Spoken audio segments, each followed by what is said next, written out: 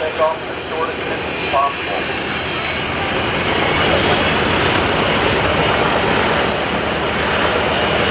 Yeah, normally we wouldn't see 7 aircraft on the runway. This is kind of a treat that we get to see here at NAS Oceana Airshow. And here they go, full afterburner takeoff, full left.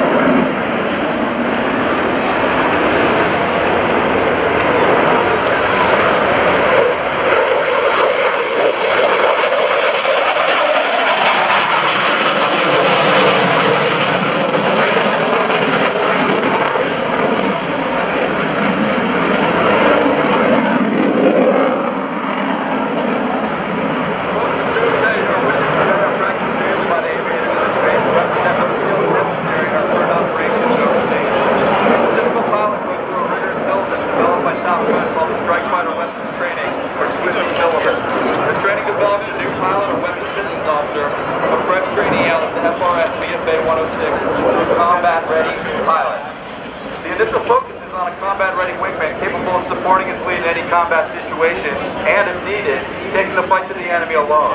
After about 2 years, a typical aviator will be looking to complete his combat section lead qual. This is arguably the most difficult and rewarding qualification for any aviator. Name what model Hornet all 6 of those are, from left to right. Ladies and gentlemen, I call your attention to your left and to the right of the airfield. Approaching now are 2 A-18 Super Hornets, flown by A-81. Again, they'll be demonstrating that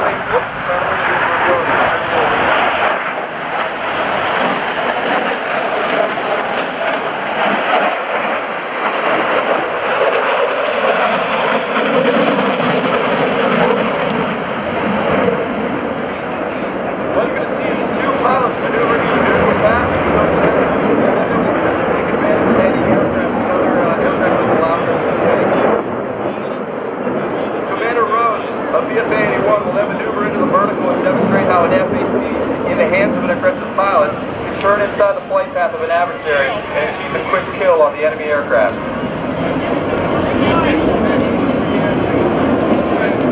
As you just saw, once an aircraft has achieved the offensive advantage, he will begin to employ weapons.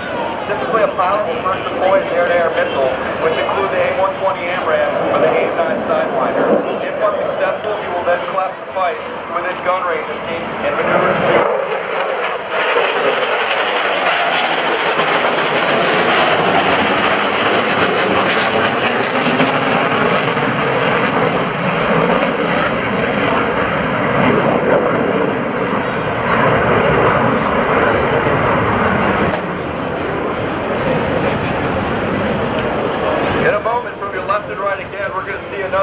Set of aircraft, an F-18F Super Hornet, F-18C Legacy Hornet approaching the field.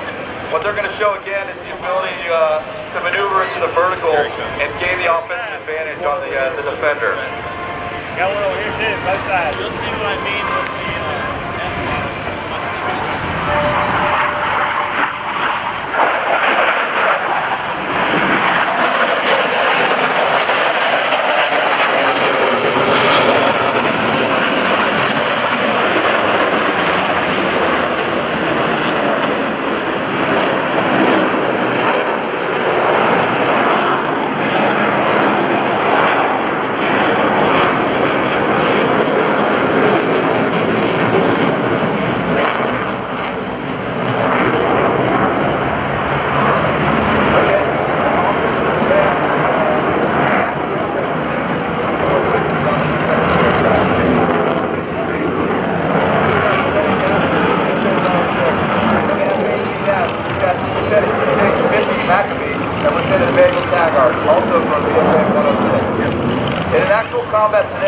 professional aviators will use their skill and expertise to defeat all aircraft defending a desired target or threat on the ground. Once air superiority has been achieved, it opens up the battlefield for our fellow Marines and SEALs. The air power above gives them the confidence to take the fight to the enemy and deliver weapons on threats with pinpoint accuracy.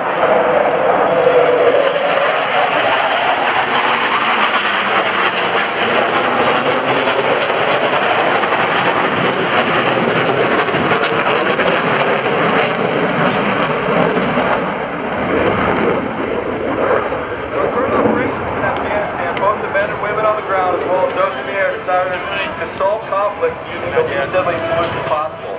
A commonly used technique is to conduct a show of force over a hostile formation of troops or people out in the open. This is typically done at a low altitude and a very high speed as demonstrated right here.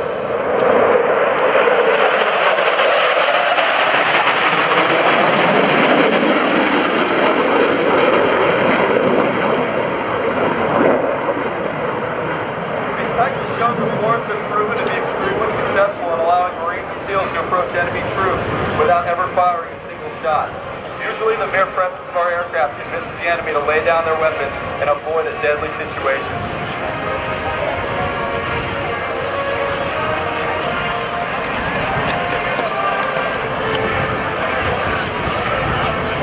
If a show of force is not successful or our troops find themselves under attack, they must resort to close air support or CAS. This is passed in the form of a 9-line, which includes all the pertinent information required to defend the troops on the ground. Fleet 11 is a Jaguar 2-8. 9-line to follow. Lines 1 through 3, NA. Line 4, 60 feet. Line 5, none.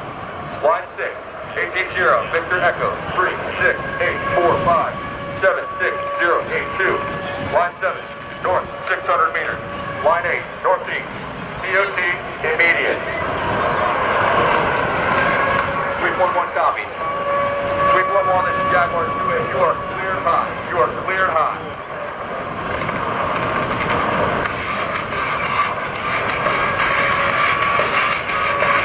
Ladies and gentlemen, from the left, a section formed by Commander G.G. Rose and Fleet Lieutenant Verbal Bachman.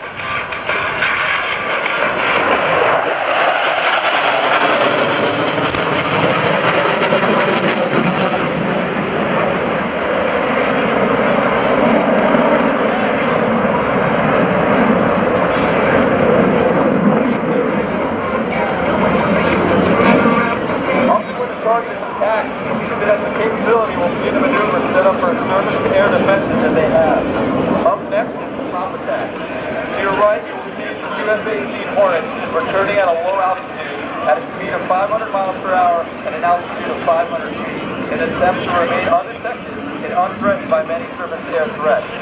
At 2 miles from the target, each pilot will commence a 14 pull to position for the final attack. In the climb to 2,000 feet, each pilot will visually acquire his target again before rolling inverted to position his aircraft for deployment of the air-to-ground munitions. This type of attack increases the weapon's capability against armored vehicles and enemy personnel in the open. After releasing their ordnance, you'll see the pilots aggressively maneuver off target.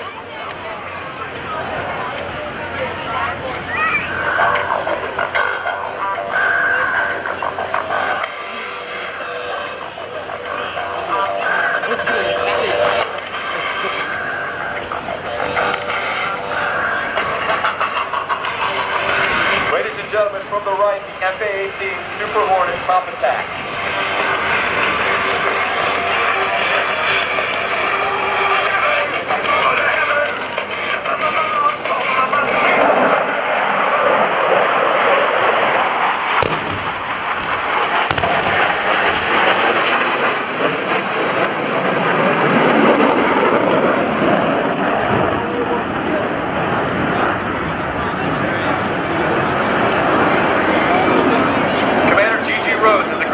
United States Navy Fighter Weapons School, more commonly referred to as Top Gun.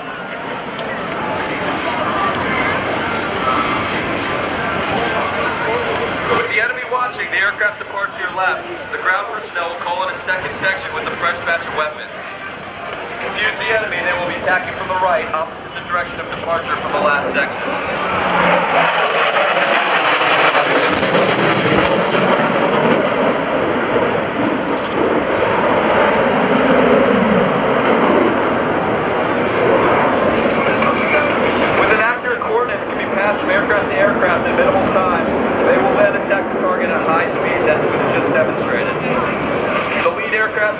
by Lieutenant Waldo Wilson with his wingman, Lieutenant Commander Woogie Wadowski.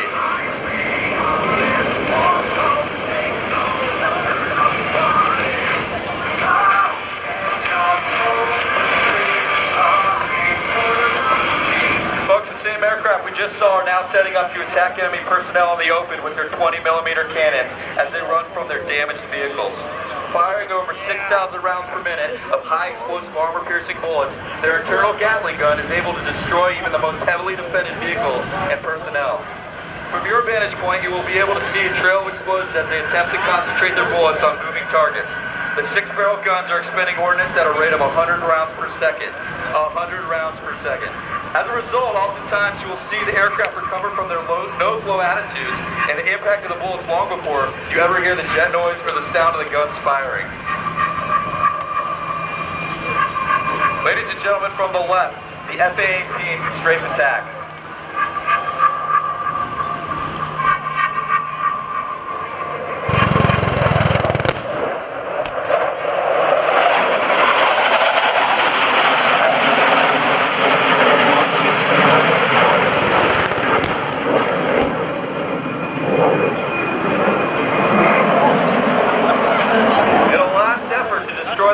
The target, the section will be setting up for one last pop attack.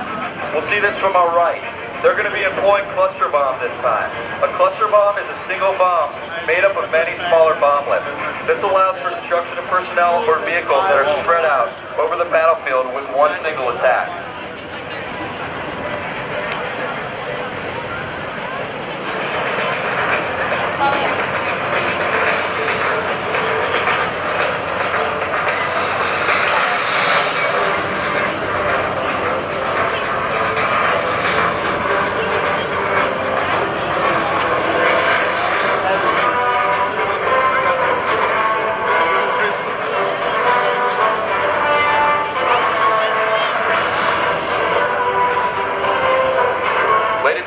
From the right, your F-A-18 top cluster bomb attack.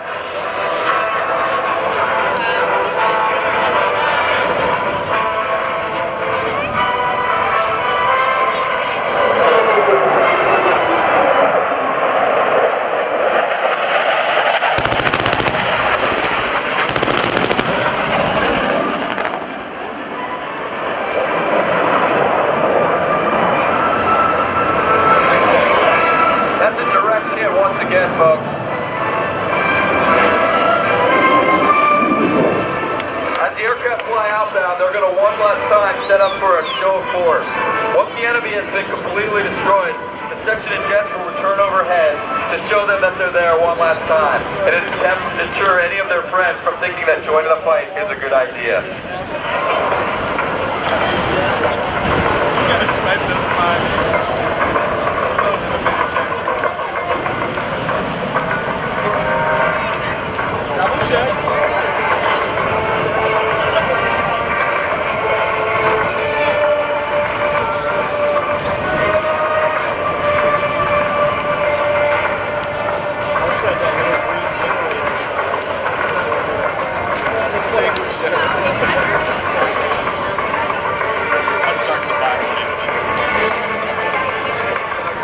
Gentlemen, from the left, the A-18C Hornets, show of force.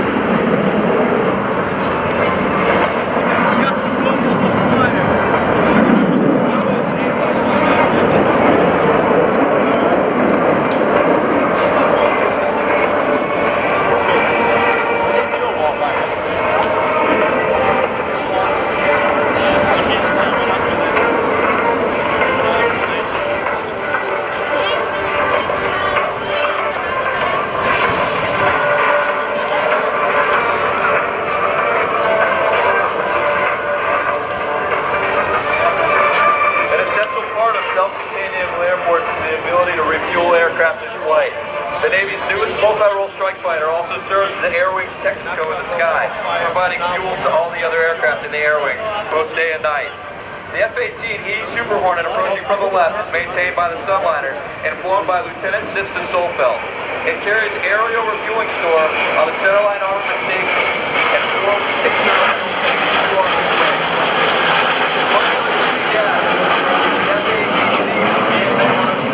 Piloted by Lieutenant Gasser. That, Blart, is the first time I've seen him actually connected in one of these demos. That's awesome. Yeah, that's tough to do, no doubt about that, Rob. NAS Oceana squadrons fly some of the most advanced aircraft in the world.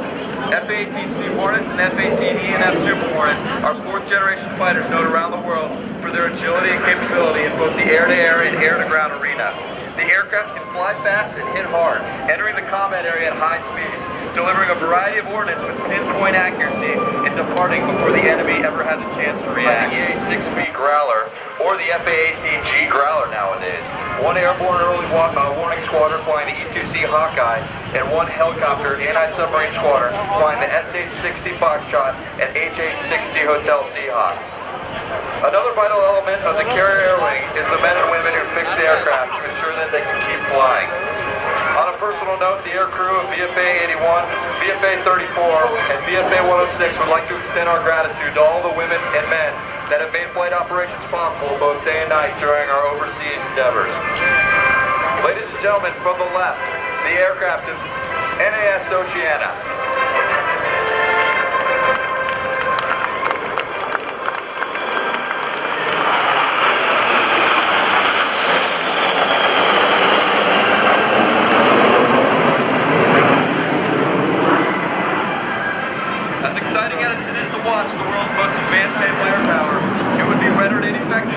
Countless hours of the men and women who maintain these jets.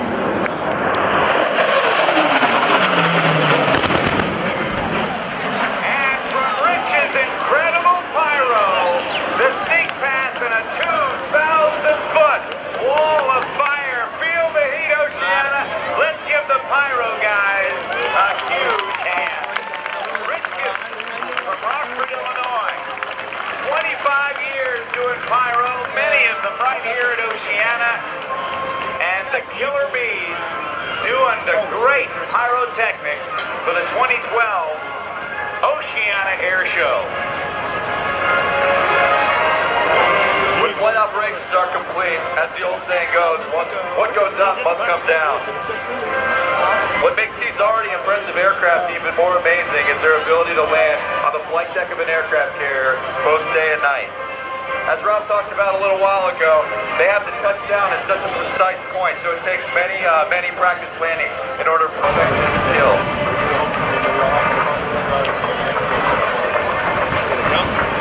Watch for the break.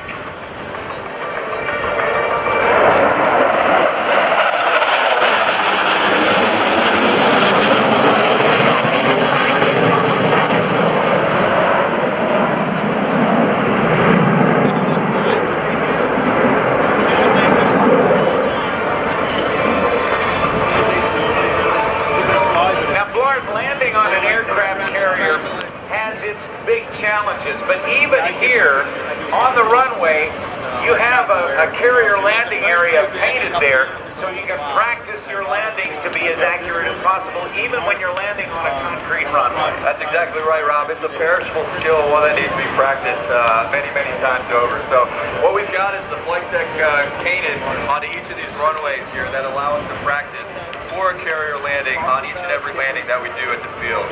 Now I would guess that if somebody wanted to get on Google Earth and put in KNTU, they'd get an overview of this airfield and they could see the painting, right? That's exactly right. KNTU is the ICAO identifier for Naval Air Station Oceana. Take a look to the left as we land the first of two Hornets and overhead the diamond formation. Yeah, we got the diamond formation coming in here from the left. That's going to be led by Commander Gigi Rhodes, Executive Officer of VFA 81. Wingmen are Lieutenant Verbal Bachman, Lieutenant Commander Woogie Wadzuski, and Lieutenant Waldo Wilson. Lieutenant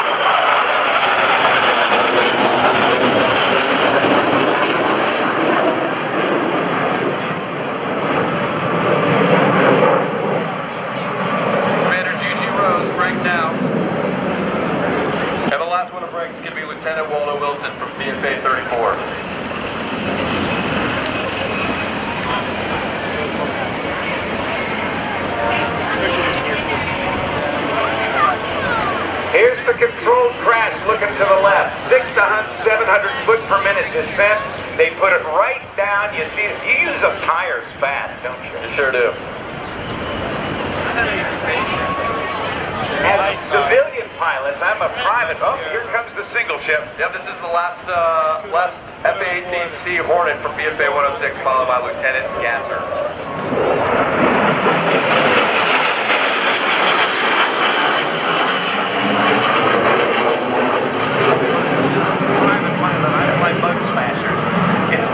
My job to come down and flare. In other words, give a little back pressure before I touch down, so I touch down as smoothly as possible. It's a little different. No, it's a lot different for you guys. Yeah, as you described it before, it's basically a controlled crash. We're not flaring at all. These landing gear are built for a high impact as it touches down between about 600 and 700 feet per minute rate of descent. Overhead now, the carrier onboard delivery aircraft, and with me on stage is a retired naval aviator who used to fly these. His name is Jeff Loggo, a buddy of mine from when he was a teenager.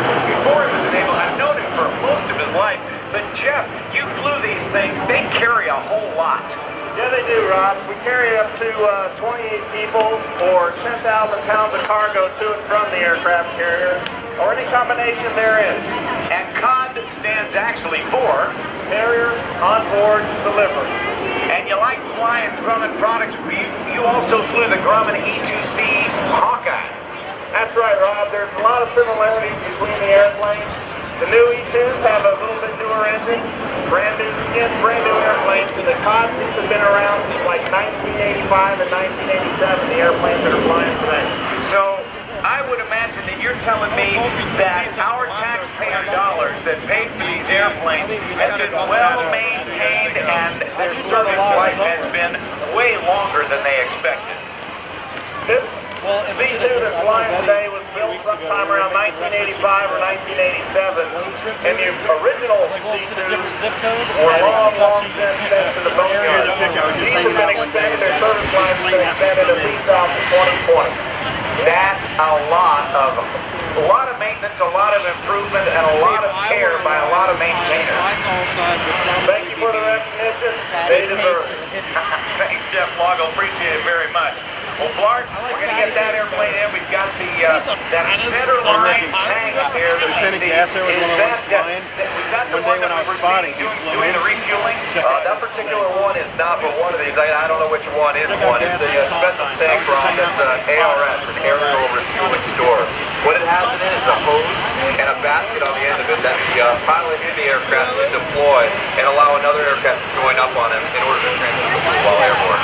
They call that passing gas, right? That's exactly right. Yeah, passing gas.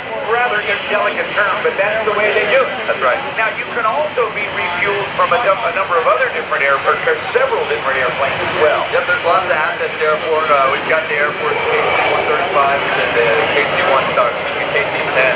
We've also got a number of different aircraft from other countries around the world. But the Navy and Marine Corps uses the probe and drogue method, not the Air Force uses the flying boom method, where the aircraft to be refueled flies up in formation underneath, and they have a boomer that actually flies the refueling boom into a port. But you guys have the responsibility of putting that probe into that 3-foot hole in a basket going 200-some miles an hour. Exactly. We call it putting the thing in the thing. It's that simple, but it's actually very difficult. Requires lots of concentration, but it's certainly a necessary skill in order to maintain the current operations overseas. And you have on board those Hornets to do the refueling in case there's a problem getting an airplane on the deck safely. Yep, they've got gas that's airborne essentially in case the deck goes foul, meaning there's something on the flight deck of the carrier that prevents the landing from taking place, or if there's some sort of emergency with one of the aircraft that's trying to land, it allows them to troubleshoot that emergency while they're airborne, get gas in the meantime, and just prolong the amount of time before they actually try to make an arrested landing. So you got brothers and sisters helping brothers and sisters, and all flying Hornets and Super Hornets. That's the name of the game. Brothers and sisters help brothers and sisters. That goes from the top down. We've got the pilots that fly, but also the men and women that maintain these. Those are the real guys that are working hard. We're talking ships that are maybe 1,000 feet long, 500 or 600 men and women aboard. It is a floating city projecting American air power wherever in the world that you're called to send it. That's right, Rob.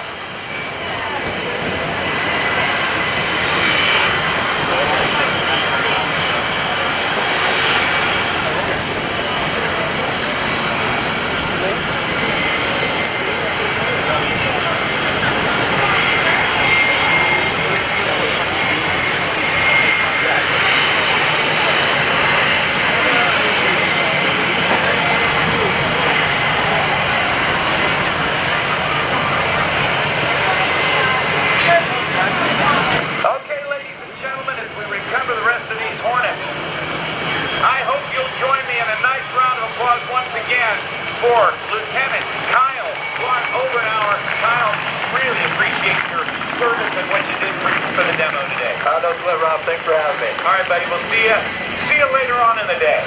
Maybe see you at the club tonight. Sounds good. Or at the beach. All right, very good. Here comes the Legacy Hornet. You notice the different shape of that. As we get ready for the next part of the show, we want to thank some of our great sponsors, including the folks at Hall Automotive. Come see why Hall Automotive is one of Hampton Road's most trusted auto dealers. Remember, that number is 800-242-HALL or click hallauto.com. Thanks to USAA, proud to serve you closer to home with the construction of a state-of-the-art financial center opening mid-November of this year in Hampton Roads. For more information, visit USAA.com/financial center or just stop by the USAA display here at the show. USAA, we know what it means to serve. Thanks to Pratt & Whitney as they honor the 100th anniversary of Marine Corps Aviation. Pratt & Whitney. Thanks, Pratt & Whitney. Thanks to Southern New Hampshire University, a leading provider of online education for members of the military community with more than 180 degree and certificate programs at both the undergraduate and graduate levels. For more information, visit their booth or go to www.nhu.edu/military. Thanks to Coca-Cola. I love having my Diet Coke up here. Proud sponsor of the MWR, celebrating our military for everything you do.